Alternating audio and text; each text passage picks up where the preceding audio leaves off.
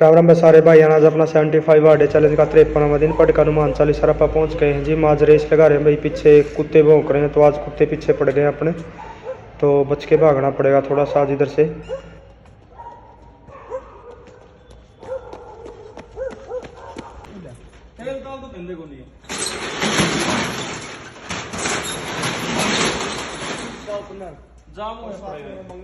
तेल तेरा खत्म हो गया। लो भाई, हरीश भाई ने खोल दी है जी। मोरापा पहुंच गए हैं ऊपर, पहुंचते ऊपर लगा दिए हैं पुलअप्स। लेकिन हरीश भाई की आज एक शिकायत आई है कि भाई जो शटर है उसमें तेल वगैरह नहीं दे रखा, तो खोलने में बड़ी दिक्कत आती है, तो ये शिकायत दूर करनी पड़ेगी हरीश भाई की। तो चलिए शुरू कर देते हैं। आज का जो अपना वर्कआउट है वो रहेगा चेस्ट का। तो चेस्ट का जो वर्कआउट है वो बेंच से स्टार्ट किया गया।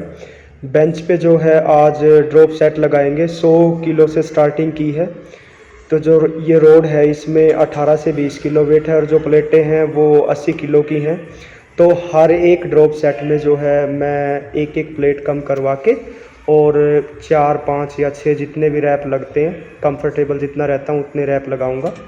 चलिए अब जो है दूसरी प्लेट भी कम करा लेते हैं। और अब जो वेट रह गया वो 60 किलो है, तो 60 किलो तो आराम से कर ही सकता हूँ। वैसे 80 केजी तक भी हो जाता है, लेकिन वही है कि ज़्यादा ईगो लिफ्टिंग का कोई फ़ायदा नहीं है। और अब रह गई भाई अपनी लास्ट प्लेट। तो लास्ट प्लेट के जो है थोड़ा स्पीड में लगा लेते हैं रेपिटेशंस।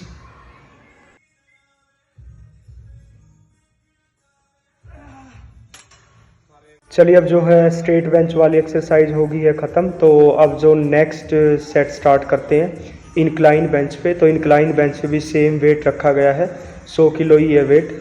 और जो रैप हैं वो यहाँ पे भी 4 से 5 ही स्टार्टिंग में लगाएंगे। उसके बाद दोनों ही साइड से एक एक प्लेट निकलवा लेंगे और फिर से जो है 5 या 6 जितने भी लगते हैं उतने रैप लगाएंगे। स्पोर्ट की ड्रॉप में इस वजह से ज़्यादा ज़रूरत होती है कि क्योंकि बाजुए या जो शोल्डर की मसल है वो भर जाती हैं बिल्कुल। सबसे ज़्यादा जो डिफ़िकल्ट होता है इसी बेंच पे वेट को उठाना होता है, इंक्लाइन बेंच पे। तो इसमें ज़्यादा हैवी वेट नहीं लग पाता है, तो जितना मतलब हो सके कंफर्टेबल उतना ही वेट लगाना चाहिए इस बेंच पे। लो अब इस पे भी जो है एक एक प्लेट रह गई है, तो एक एक प्लेट का बड़े ही आराम से खुद पे किया जा सकता है, इसमें सपोर्ट की ज़रूरत नहीं पड़ेगी। लेकिन मसल्स जो हैं वो बिल्कुल फटने को हैं। ये रहा भाई अपना जो आज का लास्ट डिक्लाइन बेंच का ड्रॉप।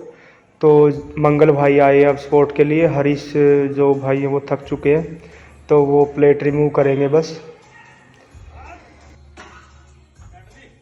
तो यहाँ पे जो है एक एक प्लेट रिमूव कर दी गई है। तो अब बढ़ते हैं नेक्स्ट जो सेट की तरफ।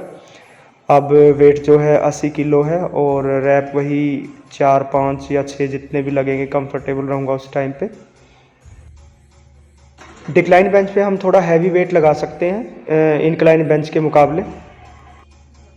तीनों ही बेंच के जो है ड्रॉप लगा दिए हैं। तो अब बिल्कुल जो चेस्ट की मसल है या फिर बाजू की जो मसलें वो बिल्कुल भर चुकी हैं।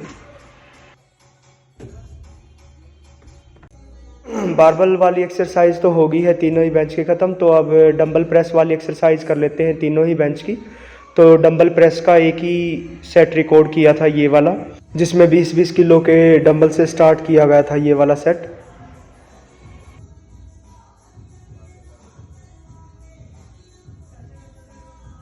ये तो हो गई डंबल प्रेस वाली एक्सरसाइज। अब कर लेते हैं डंबल फ्लाई वाली एक्सरसाइज इसी स्ट्रेट बेंच के ऊपर, जिसमें जो मैंने वेट रखा हुआ है वो 15-15 किलो के डंबल रखे हुए हैं फ्लाई में। फ्लाई के भी जो मैं 3 सेट लगाता हूँ और जो डंबल प्रेस है उसके भी मैं 3 ही सेट लगाता हूँ तीनों ही बेंच के ऊपर।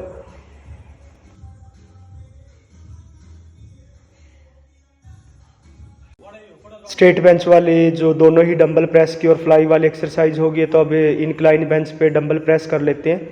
इस पे भी जो है 20 केजी से स्टार्ट किया, 20-20 केजी के डंबल हैं दोनों ही ये। और रैप जो है 12 से 14 लगाए जाएंगे।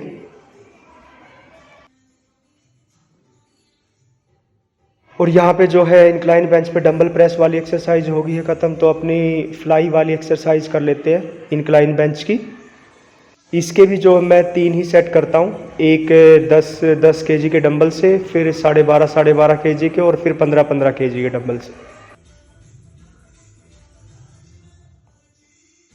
और यहाँ से जो अपनी फ्लाई वाली एक्सरसाइज ख़त्म होती है तो एक हैवी सेट भी दिखा देते हैं, जिसमें 35 केजी के डंबल हैं।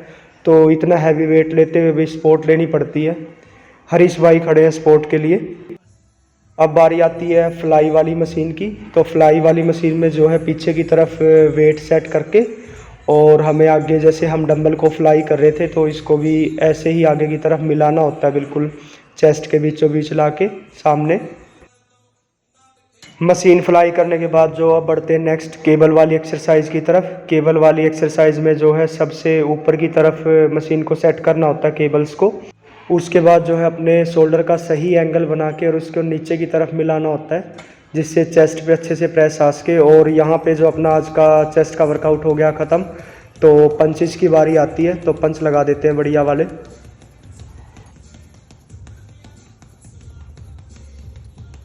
पंचेज लग गए हैं भाई, तो अब थोड़ा देसी एक्सरसाइज कर लेते हैं। हरीश भाई भी तैयार रहते हैं। स्पाटे देखो भाई, लड़का कैसे कूद कूद के लगा रहा है, बिल्कुल वार्म अप में भी लगाता है हरीश तो स्पाटे डेली। और अब बारी आती है अपनी लाठी घुमाने वाली। ये देखो भाई सुल्तान भाई जो अपना पेट कम करने के चक्कर में है, पेट की वहाँ बढ़ाएंगे आज तो।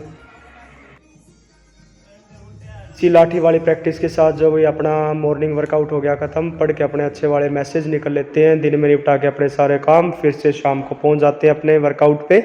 और योगा मैट पे लगाएंगे भाई आज पुशअप्स, क्योंकि हाथ स्लिप होते हैं फर्श पे।